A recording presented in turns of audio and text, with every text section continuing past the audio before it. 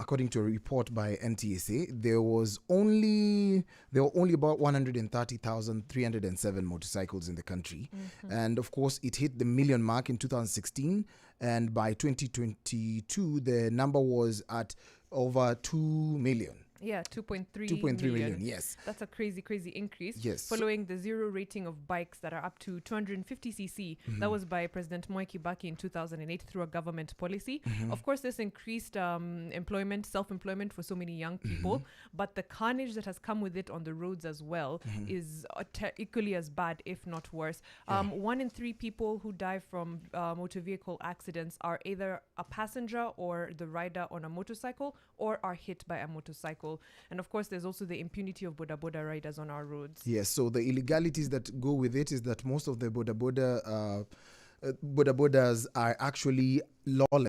It's like they're living in a lawless nation, whereby accidents and lawlessness have spiraled, and it's a clear indicator of what really happens. Sometimes you're just walking on the pedestrian walk, and then this two-wheel speed machine comes. Sometimes you're also just walking, you're crossing the road, and maybe the traffic lights have suggested, it's clear to actually pass. Yeah. Then unapatana na boda boda. We're looking at a story on page 7 of an individual known as Lemmy Gitonga Kathurima, who has spent over 4 million shillings in just trying to make sure that he gets to recover from that. He lost a limb, and also we are looking at a situation whereby ukienda pale kwa ward, there's a specific ward, the spinal ward.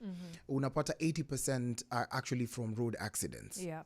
It's very, very disturbing, and I think anyone who uses Kenyan roads knows exactly how terrifying boda bodas are. But we are also the same people who, when in a rush, the first thing you'll do is we'll hop on a boda. The fact that these numbers have spiraled like this, yet there's not much happening, has also brought the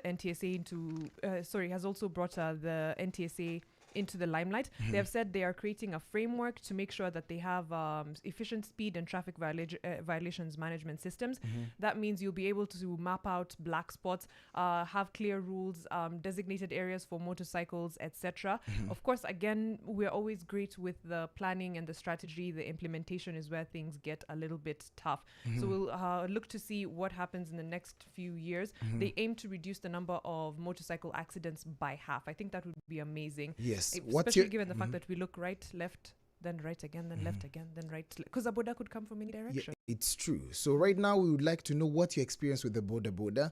Have you had a family member who's been maimed, crippled as a result? Are there members who have also used the boda boda safely? Because it's not one or the other. We'd like to really, really know what the situation is like on the ground. We had one startup that was doing like very safe boda boda rides. You get a helmet, reflector, a hairnet. They drive at a reasonable speed. They're affordable, and they lasted maybe a year.